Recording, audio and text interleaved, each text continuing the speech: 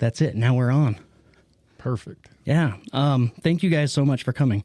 So you live here in this town, but Mirza, where are you from?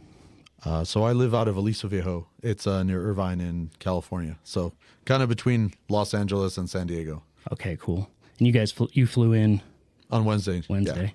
What have you guys done? What have you enjoyed Southeast Idaho? Yeah, the weather is interesting because I'm originally from Chicago, so it's nice to see snow again. The scenery here is great. People are great. It's always nice to come in here. That's awesome. Well, it's good to have you here. So, McKay, you told me about Casa Shares quite a while ago. I mean, well, I guess maybe last year. Yeah. And I was pretty excited about it. I love the idea of it. And so you guys are the founders. So one, congratulations on such an awesome idea. Like, I've told people about it. Thank you. Everyone I've told, they're like, that's incredible. Like, my kids can have access to real estate now. So can you guys, and I don't know who wants to, but can you guys just talk about Casa Shares and what it is and what your vision is for it? Yeah, absolutely. You were one of our first investors. Oh, sweet. So it is kind of exciting. We're at a fun point right now, but both of us have backgrounds in real estate. I worked for a company out of Seattle that mostly had student housing. We had lots of investors, but those investors had to be accredited investors, right? So we would take a dentist that was worth a couple $1 million, and within 5 years, they were worth $30 million. Yeah. And we took their money, we invested it in properties, and then they would get their dividends and they'd reinvest those. And all of a sudden they started this snowball that was so much more valuable than their dental practice, for example. Yeah. And so I got to witness a lot of people that were already pretty wealthy individuals that became extremely wealthy, Yeah. right, through real estate. And the more that you focus in on millionaires and billionaires, I haven't met a single one who isn't heavily invested in real estate across the board. Yeah, that makes sense. So it's a catalyst for wealth. Yeah. And there are all sorts of different directions you can go. There are some people who are the fourplex people and others who like to do fix and flips and lots of different ways to get into real estate. But there's a big problem in our country, and that's 90% of people are non-accredited. Yeah. And so accreditation, meaning that you have a net value of $1 million or your household income is $300,000 a year or more, most people don't fall in that category. And something that I learned through a few real estate deals, and I like to say that I've been very blessed in my life, but when I hit that point of accreditation, I was quite interested to see how many people came out of the woodwork saying, hey, get in on this investment. And vice presidents of banks were calling me and saying, hey, did you know that we offer this to accredited investors? And there are just all sorts of things that 90% of Americans don't have any access to. Yeah. And so the thought process, maybe I have a personal vendetta against that system. Yeah. Because you think about all these people who are non-accredited working their tails off to make ends meet, and then the federal government is keeping you from being able to make wealth when you really need to make wealth. Yeah. And so that's kind of how we got started. I'll let Mirza answer the rest of the brainchild. I love that so far. I mean, I think that's going to resonate with so many people because, I mean, we're all working our butts off. We're trying so hard, but the system does play well to, I mean, I hate saying it, but the rich get richer and the poor get poorer. I mean, we're kind of seeing that right now with inflation and all that. So this is awesome. Like, I'm so excited for you guys. So I want to hear more, Mirza. Yeah, I mean, if you think about from a generational perspective, right, majority of wealth creation for baby boomers was through just buying a home. So they'd get out of college, they'd get a job or whatever they did, whether it was a trade or, they'd get that first job, get that first home, get married. And then over 30 years, that house would appreciate. And so when they say, most millionaires came from real estate, a lot of them did come from the primary residence. The problem we're seeing now is, for millennials, less of them have purchased homes. A lot more people are renting. And then for Gen Z, it's an exacerbated problem. So it's getting worse each generation. And a lot of that has to do with the affordability crisis in real estate. Yeah. And so you guys are combating that. Yeah, we're trying. If you look at real estate owners or investors in general, those that are under 30 years old only make up 7% of real estate ownership.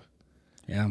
And so it used to be that everybody had this dream of, let's get an education, let's find a good job, let's get into the trades, buy a house and work that way. And then later on, maybe buy an investment property and rent it out and have these other sources of income. And then when you retire at 65 or whatever, you have, your pension that maybe your job used to pay, which is almost unheard of now. Yeah. And then you had other sources of income. Well, if people can't even afford their own home, the chances of them being able to invest in real estate and have secondary income from that is very slim. Yeah. I heard something the other day, and it actually talked about Chicago. So, I mean, you being from Chicago, there was a Boy Meets World episode where Topanga and I don't remember his name. Corey. Yeah. Topanga and Corey, they wanted to buy a house, and they were talking with someone, and they said, this is an $88,000 house. And they're freaking out. How can we spend $88,000? So this guy went back and he did just a little bit of research. About $80,000 was the median home in Chicago at the time.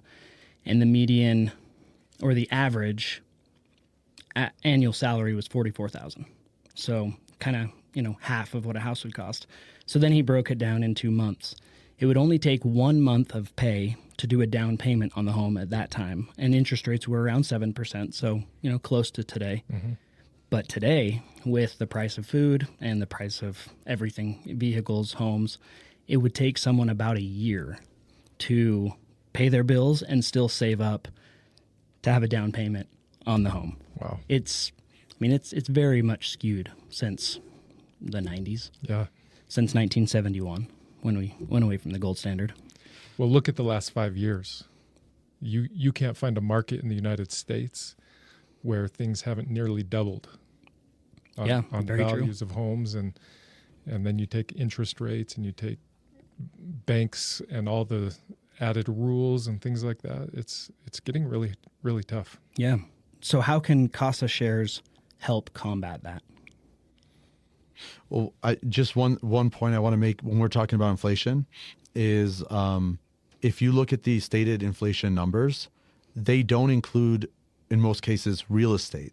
But then if you think about what are you spending the majority of your earned income on, it's either rent or a mortgage for your real estate. Yeah. So it's very interesting to see that those inflation numbers may look a lot less severe. Yeah. But the major component to that is not being included there. So bananas are included, but what do we spend more money on, bananas or real estate? And so that's just something that I think, people need to be aware of. And just to answer your question, how can Casa Shares help? If somebody is renting, let's say, right now, people don't know where their next job's going to be. So if they're renting, they may not even want to buy a primary residence. We're seeing a lot of people who, even if they have the down payment, they might not even want to live or commit to a specific location. Yeah.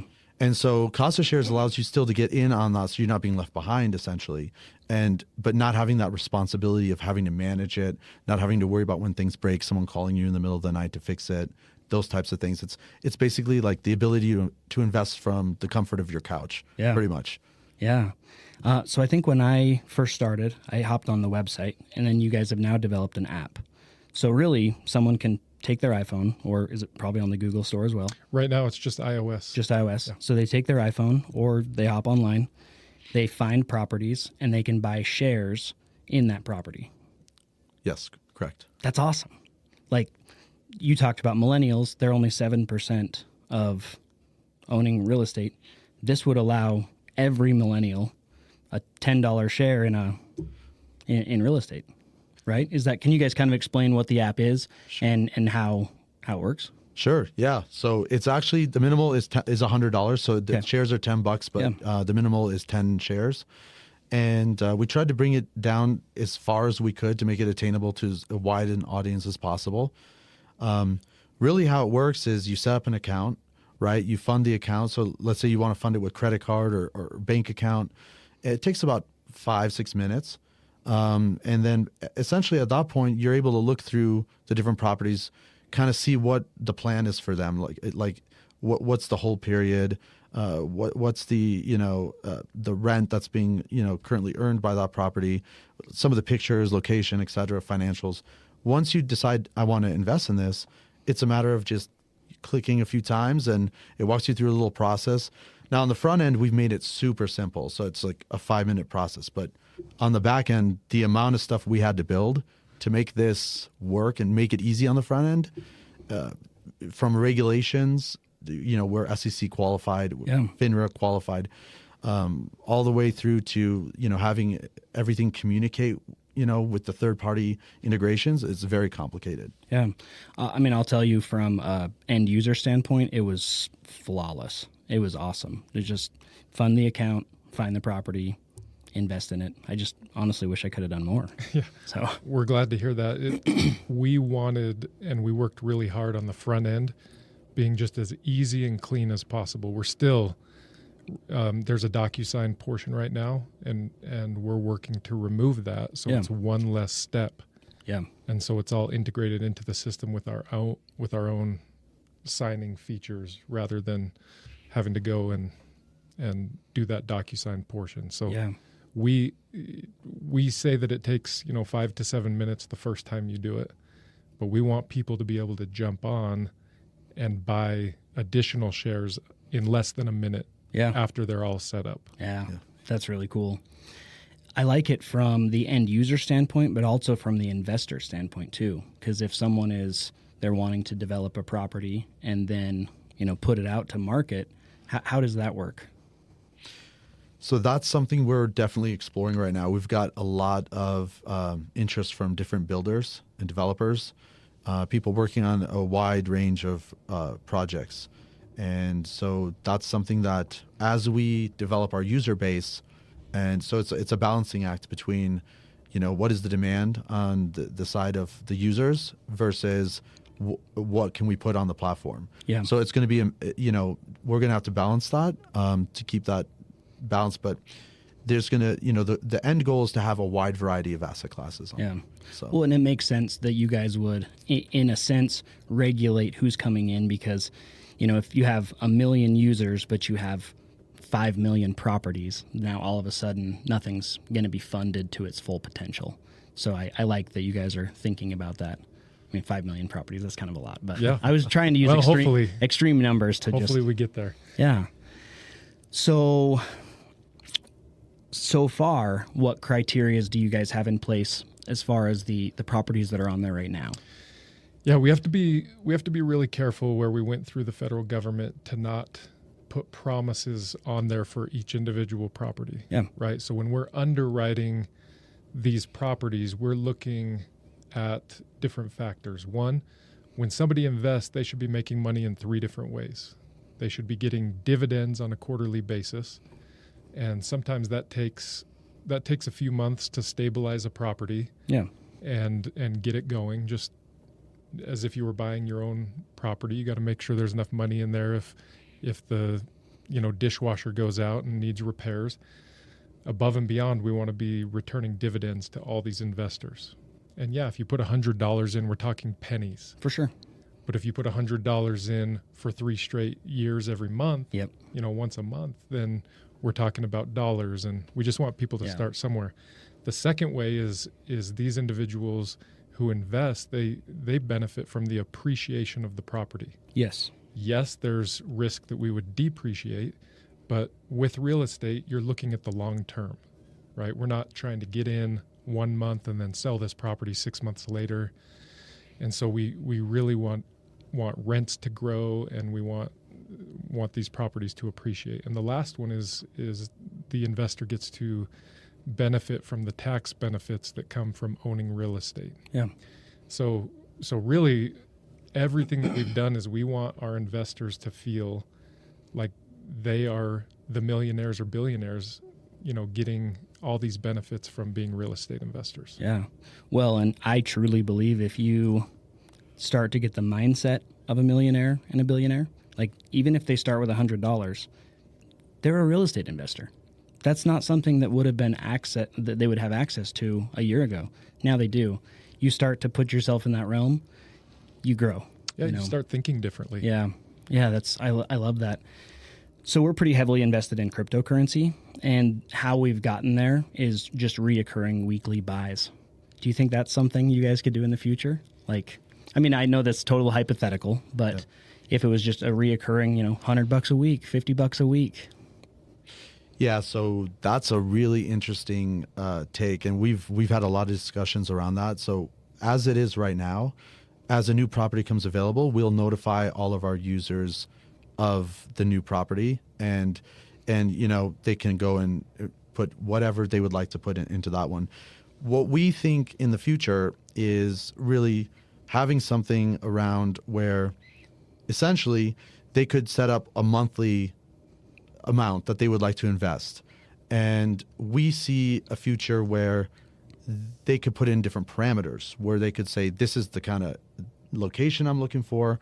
I'm maybe more focused on, dividends, or I'm more focused on potential long-term gains. And then really the machine, essentially, right, making a decision for them. Yeah.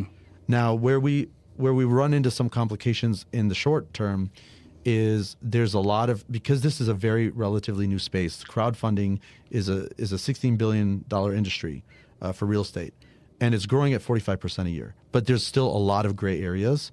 So it's a lot of work from a legal perspective to figure out how do we get an agreement put together that would allow us to basically have power of attorney to make those trades on behalf of an investor. Yeah.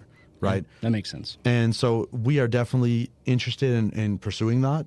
But we have to be really careful how we do it. Yeah. And so it's going to be a process. Yeah, that makes complete sense. So for right now, listeners need to say, hey, Siri, remind me to buy $100 every month on the 3rd. Like that's exactly. Pretty much. And another thing is when we have multiple properties on, we may have a nightly rental property that would produce more income, but would maybe be considered higher risk. For sure. Because it's a nightly rental. And then we would have just a door in a multifamily property that would be a safer bet. And then we might have a small commercial project. Yeah. And so we want them to be able to jump on and say, I really like this Airbnb property in Hawaii. Yeah. It really speaks to me. And they take ownership of those shares and they feel good about what they purchased. Yeah. No, I love that. We haven't put a ton into it, but at the end of the summer, summer's good for us. Winter's not as great. I just keep thinking what if you buy 100 shares here and 100 shares there? At what point can I own a quarter of that property? It's just, it makes your mind go, and it's really you guys are onto something. And I love it. And it makes me excited for you, and honestly excited for me, because I get to, we have a fourplex, but that we kind of lucked into it. It was an estate sale. My wife found it on Facebook. We got it for a really good deal. We went in, we worked on it, and now it produces income, but we kind of lucked into it. With Casa Shares, you don't have to luck into anything. You just pull up your phone and you've got an extra $100. Now you own a little piece of real estate. Yeah, that's the hope. And the other thing that we're starting to realize is we built this one-dimensionally. The things that we've talked about today was the focus when we built this. What we're finding is now we have all these developers who are coming to us saying, hey, if I don't have to list my properties, if I don't have to pay real estate commissions, if I don't have to wonder if there are going to be enough people to buy these properties at the end of the day, it's a huge benefit to them. And so now we're starting to see that we're somewhat the Amazon of real estate. Yeah. We have created a marketplace where we will have investors who want to invest in real estate, and we're going to get that number higher every day that we have new investors, and those investors tell their friends and family. And so we're going to hit this critical mass where developers will pay us money to get on the system, right? And so we're creating a marketplace where we're benefiting both the end investor and the developer. Yeah. And if a developer knows that, hey, Casa Shares is going to take down half of the doors of, 100-door project that they're doing, multifamily or townhomes, it starts to get people to develop more. We're here in Rexburg, Idaho right now, and we have a lot of desire to help Rexburg grow. Yeah. Part of the reason why I feel like my family was brought back to Rexburg, we feel very strongly that this area is going to take off. Yeah. And so it's a great place for us to start. But really, all up and down the I-15 corridor, we have so many opportunities. Yeah. Well, I've said Pocatello to St. Anthony is going to be Provo to Ogden. It really will be the same thing. Now, I love small towns, so there's a little part of me that's like, dang it. But from a business sense, just enjoying adding value to customers, we're going to get a lot of customers. It's true. So it's fun in that respect. What's also really cool about what you guys have is you can almost like project test in this area, but then like you said, Hawaii or Puerto Rico, just it can kind of go everywhere. Island Park, and it's really vast. I love what you guys have. So I'm going to stop saying that I love what you have because at this point, that I like it. Well, we love that you love it. It was just exciting. I believe that we live kind of in a society that's not promoting doing what you guys are doing. You're forging something that hasn't been done before. And the more people that can listen to podcasts like this and see that there are people like you guys you're kind of going against the grain. Like, honestly, there might even be some real estate investors who are like, dang it, they are about to take out my business because it's different. You're allowing a lot of people to get on and make it happen. That's what the internet did to a lot of big box stores. It's true. Is it positive? Is it negative? It's just neutral. It is what it is. And you guys are doing it. So I just would hope that people can listen to this and go, hey, I have an idea, then I can make that happen as well. Yeah, absolutely. So not to get really personal in your guys' lives, but where did you guys all come from? Like, talk about your childhood a little bit. This is the fun part of the podcast where you get to know each other a little bit.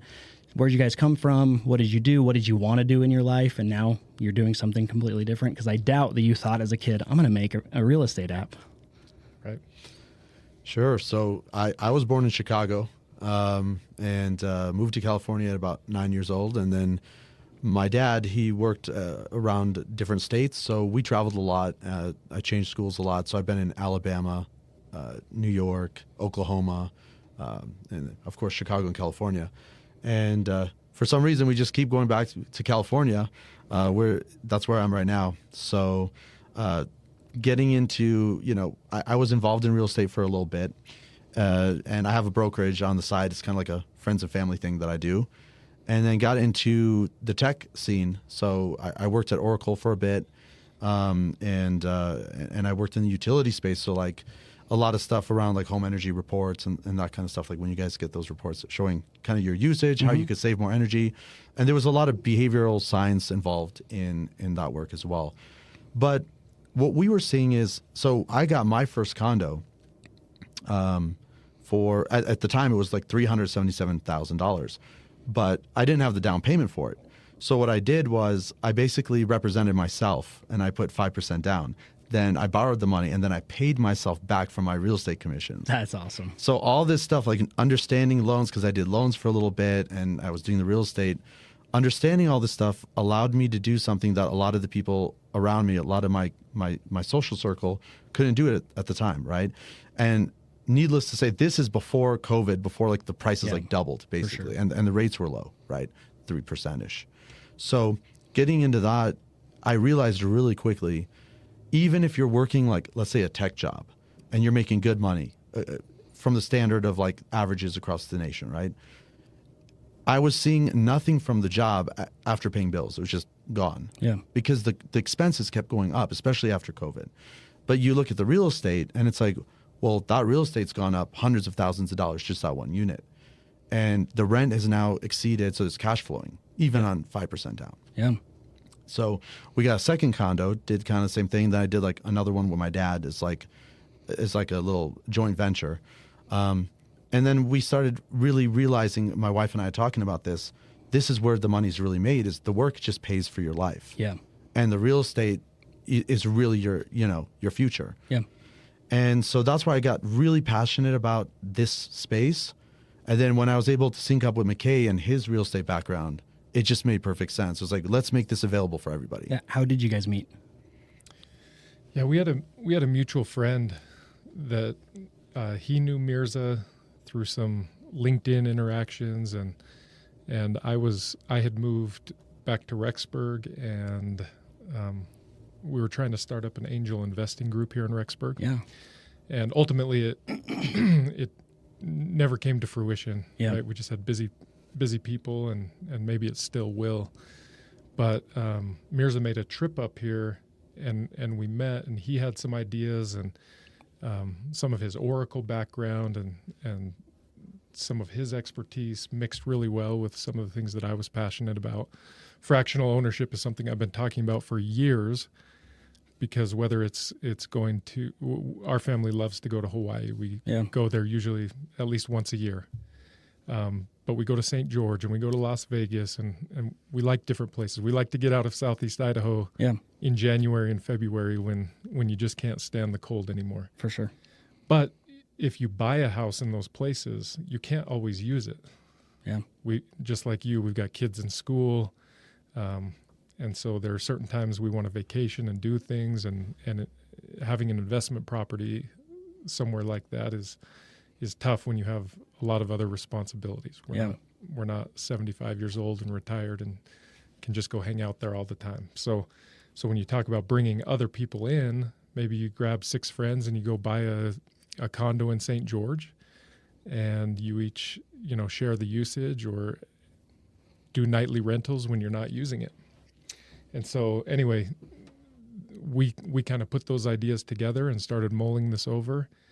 And then we found this path. It was actually during the Obama administration that they opened up this small window of opportunity where somebody could go to the SEC and ask for the exception that we were ultimately granted. Cool. Thank you, Barack Obama. Yeah. Never thought I'd say that. No, I'm just kidding. Yeah. You know more about that. Yeah, so it's a Regulation A offering. So there's a few types of Regulation A offerings. There's a Regulation A Tier 1, which is called a Reg A, and there's a Regulation A Tier 2, which is called a Reg A+. Essentially, the differences are kind of like just minor, and they revolve around how much you can raise on a rolling annual basis. So for us, like in our circular, we could raise $75 million on a rolling 12-month basis, and we can raise it from non-accredited investors. There's some other things that we have to do behind the scenes as well to comply with all 50 states. We've got to file blue sky filings in every state. We've got to have a broker dealer. We have to have a alternate trading system or an ATS. Because if you think about it, like when you're buying stocks, for example, or you go onto like a Robinhood, for example, you have that array of companies you can invest in, and it's basically a marketplace, the stock market, right? Yeah. But these alternative assets are not on the stock market, so you have to facilitate that on something, and that's where an ATS or alternate trading system comes in. So we are working with the largest one for this space. They're based out of Utah, and that allows us to basically perform those trades or those transactions on that alternate trading system. Okay. On the back end. Yeah. Yeah, that's what's also cool about this is there's so much that goes into it, but the end user doesn't even have to think of any of that. It's kind of like we have a CrossFit gym. What people like about CrossFit is you show up and it's all done for you. You have to do the work, but the workout is there. You have a coach. It's kind of how I see this. It's like I want to be a real estate investor, but maybe I don't know how. I don't need to know how. I just need to show up, find the property that property might resonate to me. That's the one I want to invest in. I think a lot of people look at real estate as a difficult thing to get into because, first of all, you've got to have usually a good down payment. Yeah. right? Not everybody is a real estate broker and can pay themselves, but this is not a normal, situation to have. So you're going to have a down payment. You're going to have to understand the market. A lot of people are scared. They might even have the down payment, but I get so many questions from friends like, I don't even know which house would be good. Yeah. And then there's kind of like the fear of what if they were to buy, let's say, a rental property, how do I manage that? Like, people's lives are already so busy. Yeah. People are already, trying to make it through the day, because the life in this world has become so complicated now with everyone working second jobs, third jobs, trying to make it. So people don't really have that kind of extra time just to like try to figure out something. And the risk to reward might not look that good to them. Yeah. Yeah, that makes sense. So this is completely hypothetical. So like, you don't need to talk about the future and what you're going to implement and everything, but have you thought about AI so far? How you could build possibly an AI bot that is actually helping you choose the perfect properties for the perfect target audience? Anything like that? We've thought about it more on the front end, like a robo advisor feature. Yeah.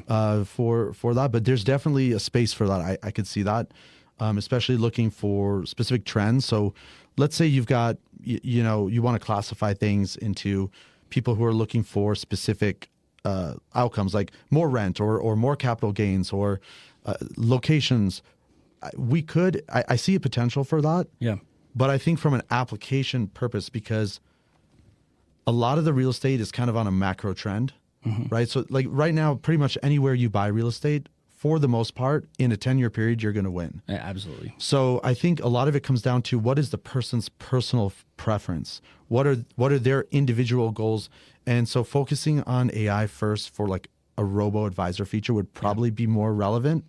But if we hit that type of scale where it might actually make sense on the selection process for the properties as well. Yeah, I saw there are a couple AI chatbot agents, and they are helping find the target audience for real estate for realtors.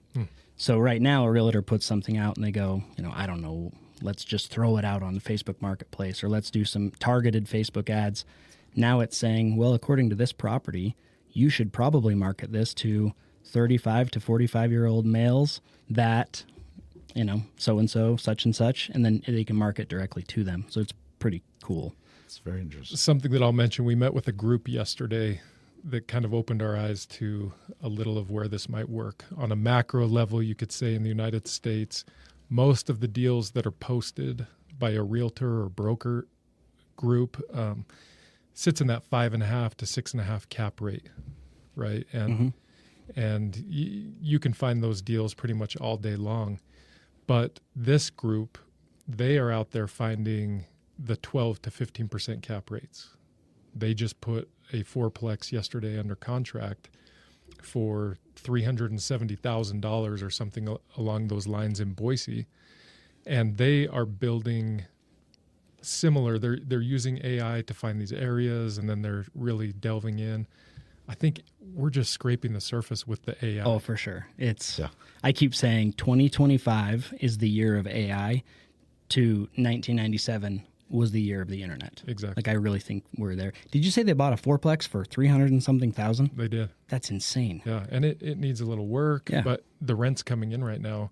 They were over $4,000 a month on that particular property. When we first started looking at real estate, it was probably 15 years ago. My wife's uncle owns several complexes, and he said, don't look at any property unless you can get it under $50,000 per door. And that's always been in my head. So a fourplex is going to be $200,000. It can't be more than that. And now you look up fourplexes and you're like, that's $500,000 or that's $600,000. It's crazy. It is. And some of these new fourplexes, even here in town, are $700,000-$800,000. Yeah. So, I mean, from like my standpoint, my little real estate investor standpoint, I'm like, that doesn't profit for 50 years. So that's tough. But Casa Shares fixes that. Yeah. Yeah. That's the big thing. The other thing that an investor should think is when we're buying individual doors right now, we're not servicing any debt. Right. So if it's a $300,000 condo, we're raising that money. We're not servicing debt. So right out of the gates, it's profitable from the rental income that's coming. Yeah. Later on, it would be better off on a larger asset. Say we buy a multifamily property or a student property or something like that, to encumber those and to put leverage, because then the investor, puts less cash forward and anyway, we're not there yet. Yeah. But when we hit our stride, we will be using debt, but Yeah. door by door, it doesn't make sense right now. But for the listeners, what you're saying is when they're investing in something, there's really not a lot of risk. I mean, there's always risk, right? Because they're investing, but there's not a lot of risk because that's going to be a paid for property. And so that's, I think, important to know. We're not throwing this in there and then going, I hope the bank doesn't default if we can't get renters. Exactly. It's paid for. Yeah. So if we pay $300,000, but I feel like our country's going through a little bit of a detox right now. For sure. Stocks have started going down, and I think it needs to happen to get us back to reality. Yeah. But say the housing market drops and that house is now worth $280,000. Yes, today it's down a little bit, but we look at the 5-year, the 10-year, and we know that it's going to bounce back and that it's going to get healthy rents again. And it's still cash flowing. It is. And the rents don't change. Yes, exactly. Yeah, rents probably will not go down. It's just like labor costs, even if we do have a deflationary state, which could happen depending on what the Federal Reserve does. And if we ever get backed by something like gold or Bitcoin or whatever, it could deflate. But if you already have that property and it's cash flowing, that's kind of the key. I read this morning when I woke up, I was reading this thing about Warren Buffett, and the stock market went down one day, and this journalist came up and said, "Oh, can you believe you just lost, tens of millions of dollars in one day?" And he said, "I didn't lose a penny. I didn't sell my stock." Yeah. The same way that if it goes up, by 30, 40 million tomorrow, I didn't make that money because I didn't sell my stock. Yeah. This is a long game. You can't look at individual days. Everybody wants to talk about Elon Musk this week and how many billions he lost because Tesla took a dip. Yeah. He didn't lose anything. Yeah, he probably slept just fine. Yeah. Yeah. If you look historically, right, all the big crashes that we've had, real estate crashes, it doesn't really matter on a 10-year timeline. Yeah. So there's never been a 10-year timeline where a specific asset, other than maybe that specific asset having a problem. For sure. But overall, any market has gone down. It's only been up over those 10 years. Yeah. So. Yeah, I love that. So what's the future of Casa Shares? I know you guys have kind of said some different things, but what's your ultimate goal? What's it going to look like in 10 years? And we can edit out all the pauses. Okay. Just kidding. You're good. Yeah, that's a great question. We've built a tech company. If you're looking at tech companies, they usually sell out 3 to 5 years, right? If they have a good idea, they'll take on institutional money at some point, and these venture capital firms will blow them up and sell them off. Yeah. We have a mission behind our company, and it has been all along, right? Mirza is a great guy. Both of us agree on one thing. Money is a tool. And if we were hyper-focused on money, then we might be looking at a huge sellout in that 3 to 5 years. Yeah. But where we have a mission behind what we're doing, we want to allow as many people as possible to get started in this real estate realm. If you focus on a mission and you don't focus on the dollars, I've always found that the dollars follow. If you're doing something worthwhile, if you're being honest as you do it, and you provide a service to somebody, the dollars will follow. And so we know that we're actually not far from profitability, which is also very different from most tech companies. For sure. Yeah. And when we've met with, I'll just dump this in real quick. We went to Boston to present to a bunch of venture capital firms in December. We were asked to come. Yeah. And it was an eye-opening experience, right? And these venture capital firms, we thought we're going to have to go and prove ourselves and say, hey, this is going to work, we promise, right? And instead, they saw the value in what we were doing. And they wanted a company like ours to sign on with them. Yeah. And we backed off very quickly when we realized that this institutional money comes with handcuffs. For sure. And when you go that route, you better know why you're going that route. Yeah. So if we were to sign on with a venture capital firm, it's because they have the end game in mind. Yeah. And they can get us to blow this thing up really fast, to have a big sellout, and we walk away super wealthy. Yeah. Right. Instead, we took a step back and said, this is not why we built this company. This is not why we have been helped along. We feel like there's higher reasons and benefits to people in the future. So, so 10 years from now, I believe that the two of us will still be leading this company, and that we will be a household name. That's awesome. No, I love that. And I agree with you as far as money's a tool. Money's also an amplifier. So if Mirza and McKay, you're handed $20 million, it just enhances what you can do with that $20 million. If you're a crappy person, it also enhances what you can do with that. Very true. So it really is a tool. And I love that you guys have that long game view and the idea of adding value and a service to people, because people really do need it. And they don't have the experience and the knowledge that you guys have gained through building this. And so you have something very unique, something very powerful, and you can use that, that power for good. What did Spider-Man's uncle say to him? With great power comes great responsibility. Absolutely. Yeah. Honestly, in a pretty big way, you guys are about to help millions of not wealthy people yet. They're not wealthy yet. You're going to help those people to become wealthy. That's amazing. Yeah, we hope so. Real estate, in my mind, is all about a snowball. And you have to start somewhere. But once you get that snowball rolling and gaining momentum, it's amazing what it can do. And the same way debt can roll you the other way. Yeah. Right? And the more debt you get in, you can really just choke yourself out of opportunities. So if somebody can start even with pennies, as dividends, but they start putting a little more and a little more and a little more, what's $100 today that they put in, could be tens of thousands in the future. Yeah. And that's the hope. We want people to see that, and it's contagious. If you look at something every day and you have those positive thoughts of where you want to end up, and you're doing something about it, you will go so much further in life. My wife and I have a piece of paper that early in our marriage, I borrowed $5,000 from my dad to buy a vehicle.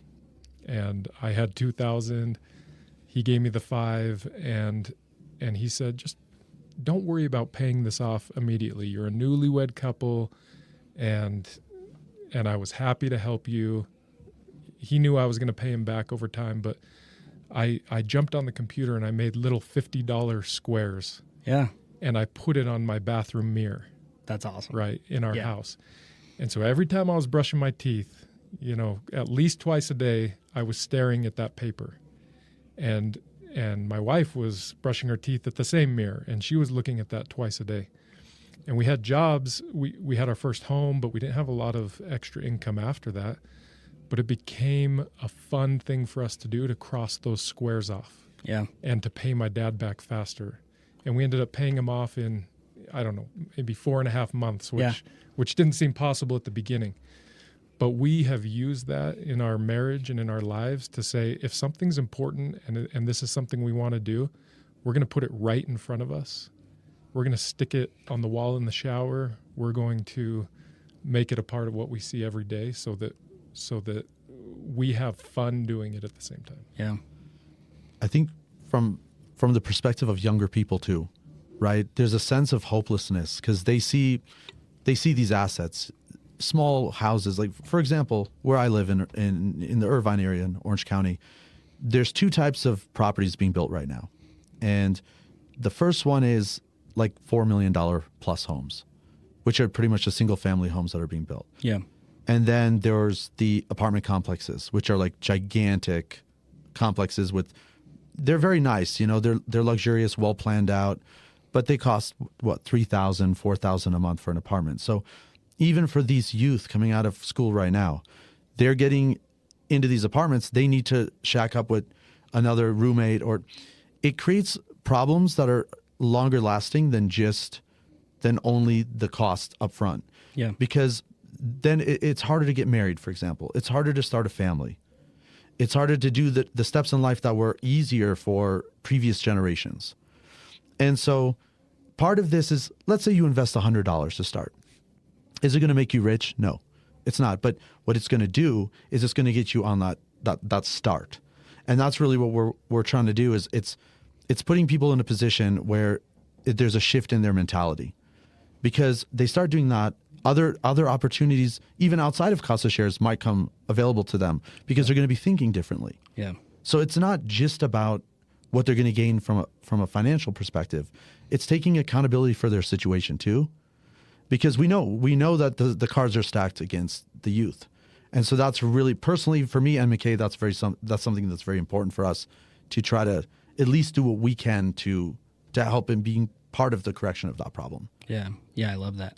We employ a lot of college students, and they're all great, but it is sad how a lot of them are going through school right now and they go, when I graduate, I'm not making enough money to even pay my student loans. Like, I guess I'm going to go get a master's program. I'm like, well, that gives you more student loans. Yeah, but then if I get my doctorate, I can go teach, and then I'll make enough money to pay back my student loans. I'm like, is that what you want to do? No, it's not what I want to do at all. There really are some cards that are stacked up right now. But I think what you said, taking responsibility, knowing where they can go, shifting that perspective just a little bit, they can kind of get where they want to be. There's a book here, The Success Principles, and it's actually how to get from where you are to where you want to be. That just popped in my head as I was saying that. But I love what you guys are doing with this. And speaking of books, just to kind of close out the episode, in relation to business and mindset, what's for each of you, what's one book that you would recommend to listeners? I'm going to start off with Smart Cuts. I believe the author is Shane Snow. The book starts right here in Rexburg, Idaho. And my whole life, and maybe to answer one of your questions before, maybe I'll just include a little bit of my childhood as well. Please. I grew up in Sandy, Utah. My dad was an attorney. He got a law degree from BYU. He was an FBI agent, got married a little bit later. But he went into his own private practice and realized how taxing that was on our family, right? And so then he ended up taking a job with the state of Utah and worked under the Attorney General. And he was more of a 7 to 5 worker so that he could be home. Yeah. He could coach our teams, right? And so there was a lot of sacrifice that he made. My mom was a radiation therapist helping cancer patients with radiation treatments. And both of them just had a very high work ethic, right? I'd watch my dad, walk out of the house in a full suit every day.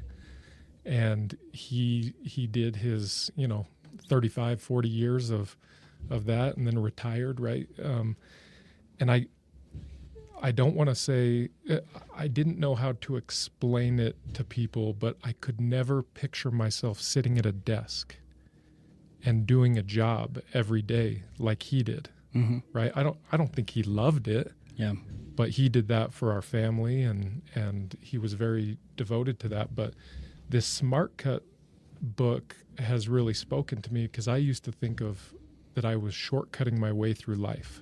Yeah.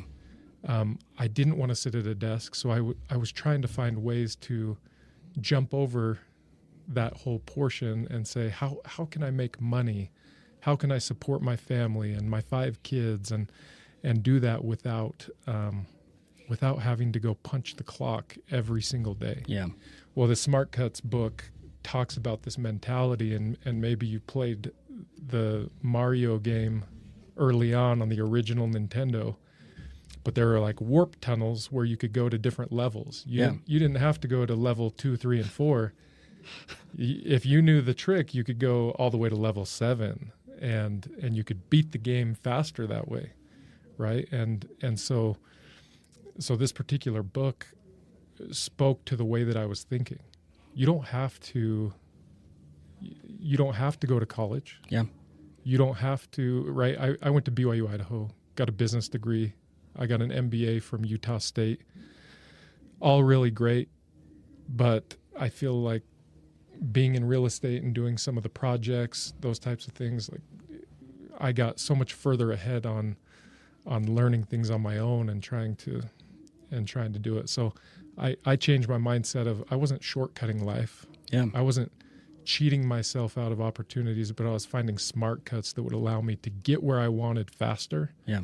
And therefore passing on this generational, my dad, I mean, you go back to my grandpas, they did what they could to help my parents get to where they were. Yep. Right. I had a grandpa, my maternal grandfather, he was actually in the German army in World War II. Oh, wow. And my other grandfather was a Marine in the United States. So World War II, they were on different sides, yeah. right? After World War II, my grandparents from Germany, they snuck from East Germany into West Germany across these territories so that they could immigrate to the United States. Yeah. So my mother is the only living sibling of hers that wasn't born in Germany.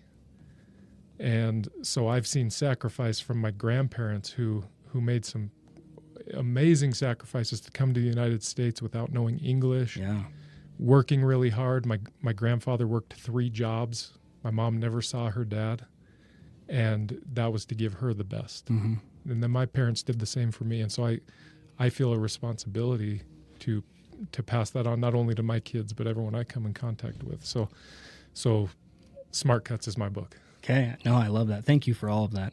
And that's Marine and German Army grandfathers. Like, that's crazy. That's a great story. Yeah. It would be so interesting to know how close they got to each other, if there was some way to map that. Yeah. My paternal grandfather, he being in the Marines, he did spend a lot of time in the South Pacific. So more on the Japanese side of things, Guam, trying to keep those islands that were very critical in the Pacific Ocean, where my German grandfather, big difference between the Nazi Germans and German infantry, right? Where they had to join. Join it was their country. Yeah. They felt a duty to do what they needed for their country. That makes total sense. Right. But he was more marching around, into Russia and all these different places. So amazing stories on both sides. Yeah. So I have 2 recommendations. It's kind of cliche, but I'm going to say A Rich Dad Poor Dad by Robert Kiyosaki. Oh, it's such a great book. The reason I think that book is important and potentially, I mean, I've read books that have a lot more complicated content, and that's kind of a very simple book. Mm-hmm. And that's what I kind of like about it, is because I believe like sometimes the simplest things can actually be implemented easier, and actually you can use it to make change in your life. So Robert Kiyosaki's book, Rich Dad Poor Dad, what I really feel was I got out of that was the mindset of the explanation of like working for money versus allowing time to basically work for you, investments to work for you. And it doesn't have to apply necessarily to real estate. It could be really someone just putting their money in stocks or even oil wells or whatever they're investing in. Mm-hmm. But this book was about real estate primarily. And I feel like, that's something that everybody could really implement is understanding just the basics of how finance works, the basics of how taxes work. If you look at the kids when they graduate from high school or even college, they have no idea how taxes work. Yeah. And that's where they could, it would be the easiest solution to just teach them some of these basic things, and it would create the biggest benefit in their life, right? So I think that book it's easy. Anyone can understand it. It's widely beneficial. So I would recommend that to anyone. Now, from a perspective of, because we're doing a startup. Yeah. So from the perspective of someone starting a startup, I read this book by Felix Dennis because it's called How to Get Rich. I bought it a long time ago. And I was just like, okay, so this guy created this big publishing company. I just want to see, what did he do? And so when I started reading it, I realized the entire book was basically trying to convince me not to start a business. Yeah.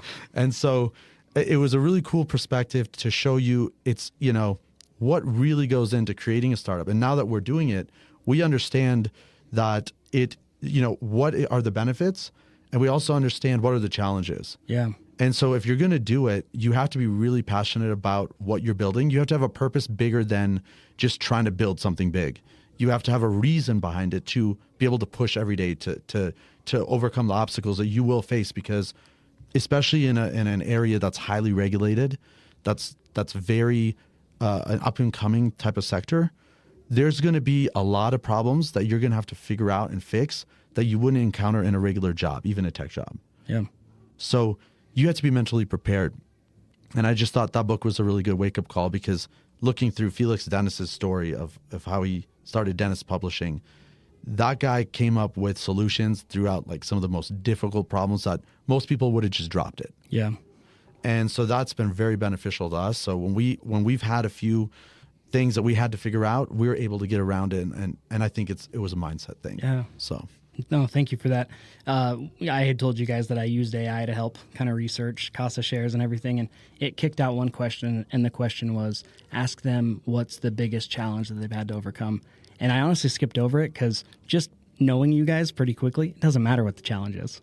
Like, it could be the biggest challenge out there, but you two, you're going to tackle it. we'll just build a bridge. Yeah, that's awesome. Yeah, I love that. And Robert Kiyosaki, like that is one of my favorite books. And then we like Robert Kiyosaki. The two on the right, those are both him.